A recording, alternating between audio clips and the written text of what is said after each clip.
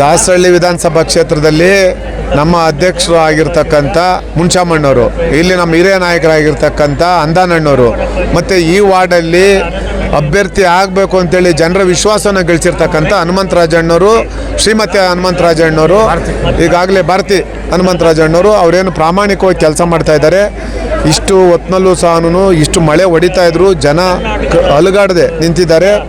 ಅವರು ಜನರ ಬಗ್ಗೆ ಅವ್ರ ಮೇಲೆ ಇರ್ತಕ್ಕಂಥ ವಿಶ್ವಾಸ, ಈ ಪಕ್ಷದ ಬಗ್ಗೆ ಜನಗಳಿಗಿರ್ತಕ್ಕಂಥ ಒಂದು ಪ್ರೀತಿ ವಿಶ್ವಾಸ, ಇದನ್ನು ನೋಡಿದ್ರೆ ಅರ್ಥ ಆಗ್ತದೆ. ಮುಂದಿನ ದಿನಗಳಲ್ಲಿ ಇವತ್ತೇನು ನಮ್ಮ ಪೂಜ್ಯ ದೇವೇಗೌಡರು 93 ವಸಂತಗಳನ್ನು ಪೂರೈಸಿ 94ನೇ ವರ್ಷ ಪಾದಾರ್ಪಣೆ ಮಾಡಿದ್ದಾರೆ.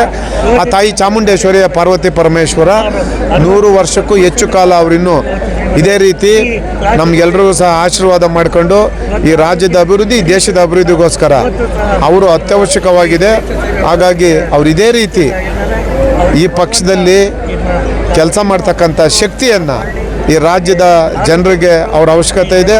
ಅಂಥ ಒಂದು ಅನುಗ್ರಹವನ್ನು ಆ ತಾಯಿ ಚಾಮುಂಡೇಶ್ವರಿ ಕಲಿಸಲಿ ಅಂತೇಳಿ ನಾವು ಈ ಸಂದರ್ಭದಲ್ಲಿ ಆ ತಾಯಿಯಲ್ಲಿ ಪ್ರಾರ್ಥನೆಯನ್ನು ಸಲ್ಲಿಸ್ತಾ ಇದ್ದೀವಿ.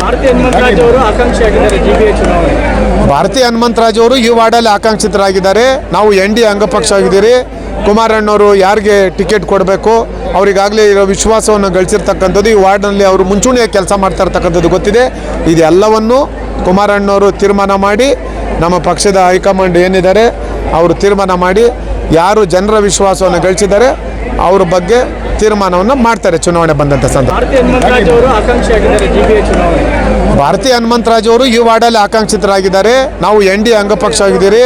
ಕುಮಾರಣ್ಣವರು ಯಾರಿಗೆ ಟಿಕೆಟ್ ಕೊಡಬೇಕು ಅವರಿಗಾಗಲೇ ಇರೋ ವಿಶ್ವಾಸವನ್ನು ಗಳಿಸಿರ್ತಕ್ಕಂಥದ್ದು, ಈ ವಾರ್ಡ್ನಲ್ಲಿ ಅವರು ಮುಂಚೂಣಿಯಾಗಿ ಕೆಲಸ ಮಾಡ್ತಾ ಇರ್ತಕ್ಕಂಥದ್ದು ಗೊತ್ತಿದೆ. ಇದೆಲ್ಲವನ್ನು ಕುಮಾರಣ್ಣವರು ತೀರ್ಮಾನ ಮಾಡಿ, ನಮ್ಮ ಪಕ್ಷದ ಹೈಕಮಾಂಡ್ ಏನಿದ್ದಾರೆ ಅವರು ತೀರ್ಮಾನ ಮಾಡಿ ಯಾರು ಜನರ ವಿಶ್ವಾಸವನ್ನು ಗಳಿಸಿದ್ದಾರೆ ಅವ್ರ ಬಗ್ಗೆ ತೀರ್ಮಾನವನ್ನು ಮಾಡ್ತಾರೆ ಚುನಾವಣೆ ಬಂದಂಥ ಸಂದರ್ಭ.